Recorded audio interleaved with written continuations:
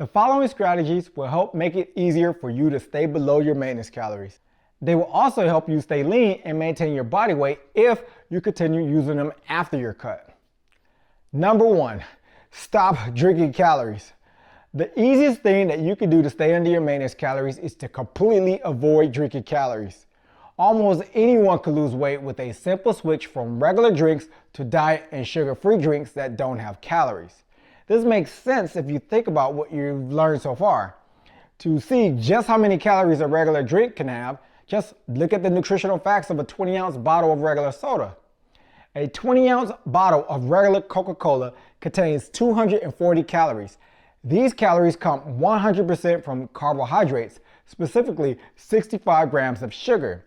It doesn't contain protein or fat.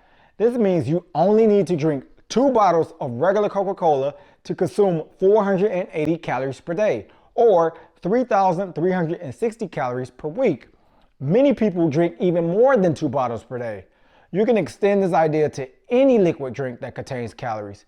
People drink many full-calorie drinks, including regular energy drinks, whole milk, orange juice, fruit juices, flavored coffees, to which they also add sugar packets, honey, and other full-calorie sweeteners, and many other calorie-containing drinks.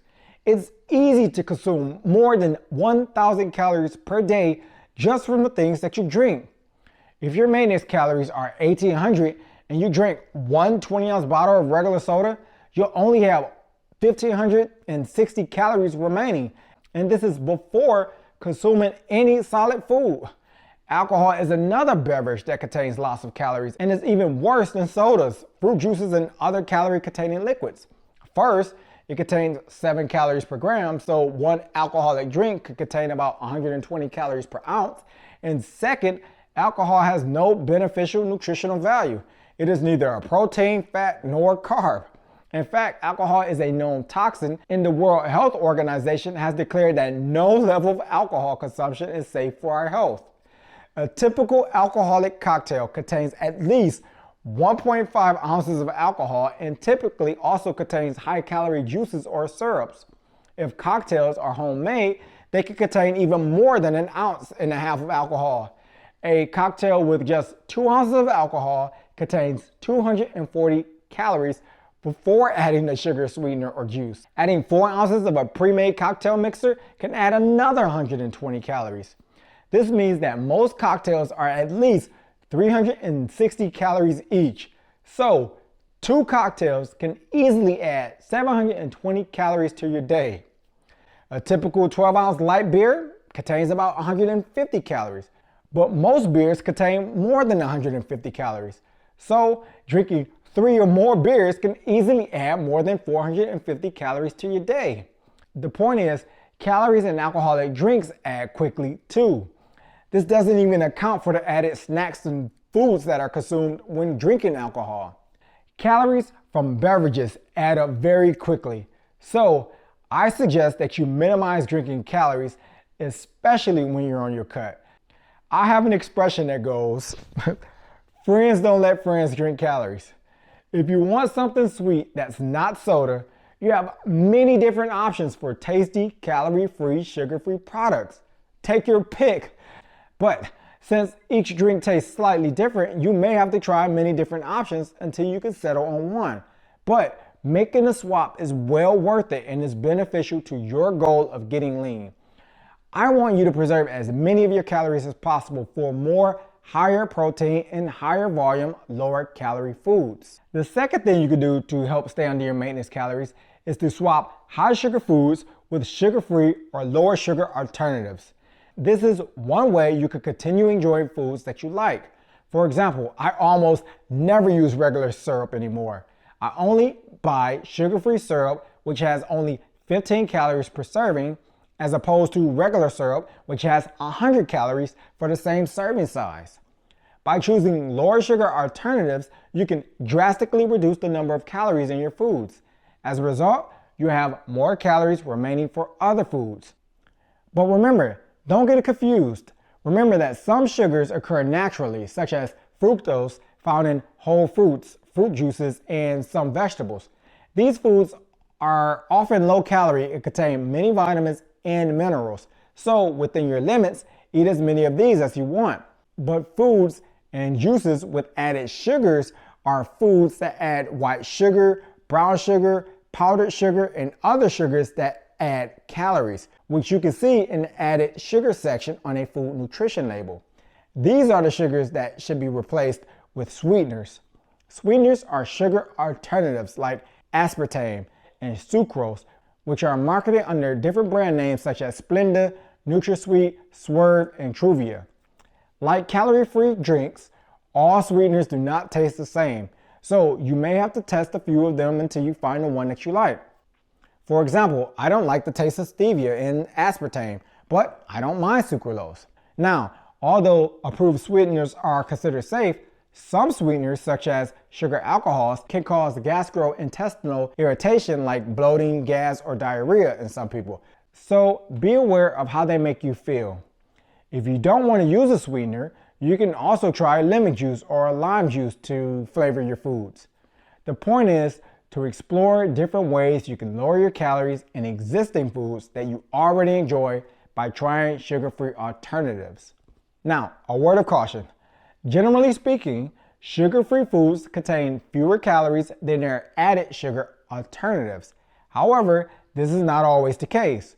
Sugar-free foods do not mean that they are calorie-free, so you must read your nutrition facts labels. For example, G. Hughes is a popular brand that makes sugar-free sauces.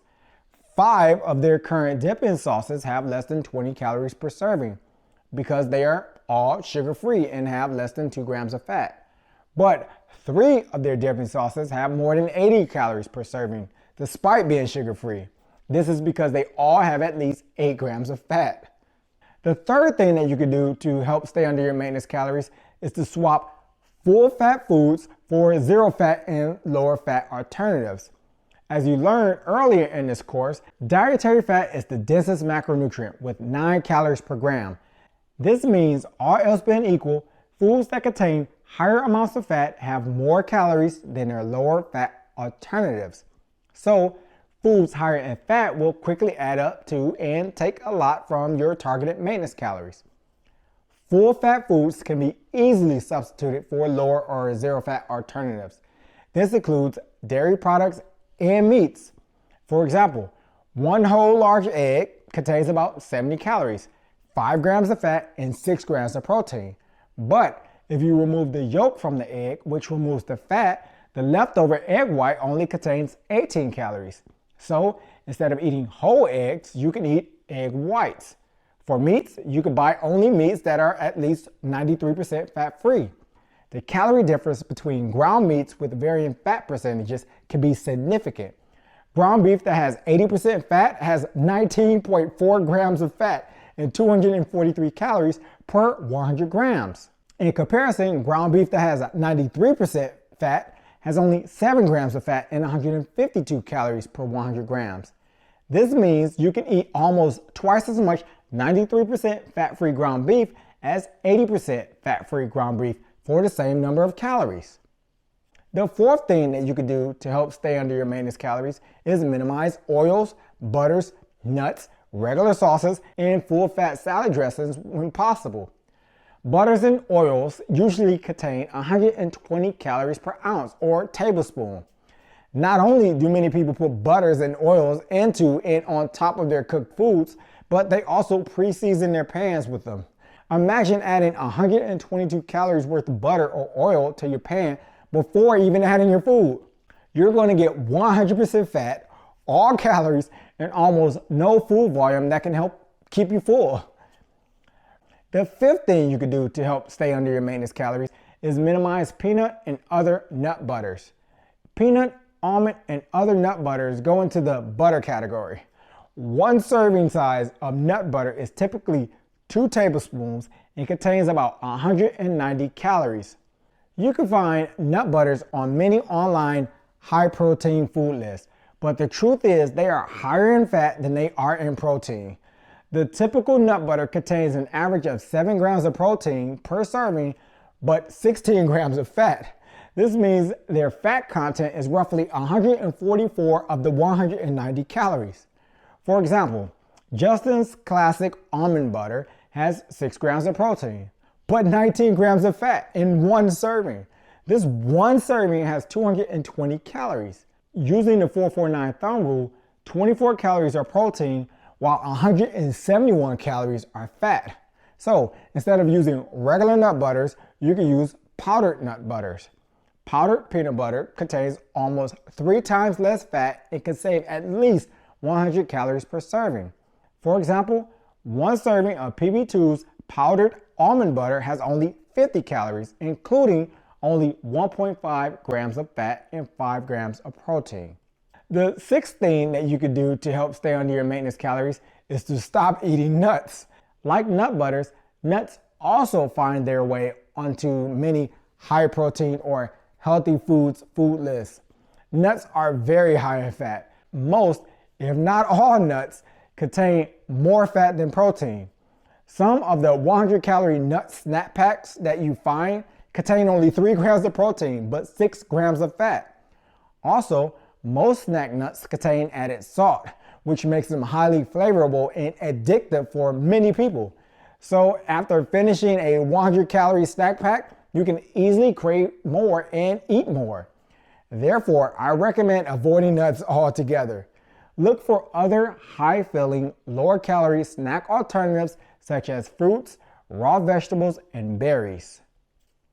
The seventh thing that you can do to help stay under your maintenance calories is to drink plenty of zero to low-calorie fluids. Drinking liquids with your meals may help to suppress your appetite. So the more fluids you drink with your meals, the more satisfied you may feel. When you feel full, the less you may want to eat. When you're feeling hungry, immediately after your workout sessions and during each of your meals, drink at least 16 ounces of zero-calorie or low-calorie fluids. And when I say low calorie, I mean less than 10 calories. The eighth thing that you could do to help stay under your maintenance calories is to avoid trigger foods. Now, trigger foods are foods that are difficult for you to stop eating once you begin eating them. Almost everyone has at least one type of food that triggers them to eat more of it. Food high in added sugars and salts can easily trigger you to eat more than your maintenance calories, but there are other foods that do this as well. Although I stated that you could eat almost anything you want, a known trigger food is an exception to this rule. Trigger foods, by definition, are going to make you want to eat more. If you live with others who purchase foods that are triggering for you, ask them to keep them out of your sight and not to have them around you. You may be disciplined, but you're still human. When you're on a cut, you should 100% avoid all trigger foods. For example, I love potato chips, especially Doritos. There is something about them that keeps me reaching in the bag for more. So during my cuts, I 100% avoid Doritos and choose alternative snacks instead. When I'm craving something crunchy and salty, I choose low-calorie, low-fat snacks such as Orville's Redenbacher's Smart Pop popcorn. So avoid your trigger foods and look for smart, filling, low-calorie alternatives. The ninth and last thing, but certainly not the only thing that you could do to stay under your maintenance calories is to minimize eating at restaurants. Theoretically, you should be able to eat at a restaurant and use their menus to determine the number of calories you eat. But unless a restaurant measures its serving sizes, it's very likely that the calories served will not match the calories shown on their nutrition menu. For example, have you ever eaten at Chipotle's restaurant? When you order rice, the serving size you get depends on who serves you. Serving sizes are never consistent from one server to another. Not even the food scoops given by the same server are consistent. This means you can never know how many calories the restaurant actually serves you. Even restaurants that technically have standard size servings can't consistently serve the standard size amount. The only way to do this is by using the food scale. For example, almost everyone gets bagglers. These are the French fries that are extra in the bottom of your bag. If you order French fries from Five Guys restaurant, it doesn't even make sense to try to determine the number of calories you eat. Five Guys sometimes give you more French fries in your bag than they give you in their French fries carton. The only way to reasonably guess the number of calories you're eating at Five Guys is to bring your own personal food scale and to weigh your serving sizes. The bottom line with restaurants is that it's best to minimize how often you go to them while you're on your cut. But I do know that completely avoiding restaurants isn't realistic for many people. So, how do you handle this? When you're on your cut, if you must go to a restaurant, only go to restaurants that use nutritional facts information. The facts may be incorrect based on the amount of food that you receive, but it's better to have some nutritional facts than none at all. Practical implications. Avoid drinking calories. Replace calorie-laden beverages like sodas, fruit juices, and alcoholic drinks with calorie-free alternatives to preserve your calorie budget for filling foods. Choose sugar-free and low-fat alternatives. Swap foods containing added sugars and fat-free products with sugar-free and low-fat versions to reduce calorie intake while maintaining enjoyment. Drink more low-calorie fluids. Incorporate zero or low-calorie fluids into meals to promote fullness and reduce overall food consumption. Avoid trigger foods. Identify and eliminate foods that lead to overeating, replacing them with healthier, low-calorie snack options. And minimize dining out. Limit eating at restaurants due to inconsistent portion sizes and calorie estimations. When dining out is unavoidable, choose places that provide nutritional information.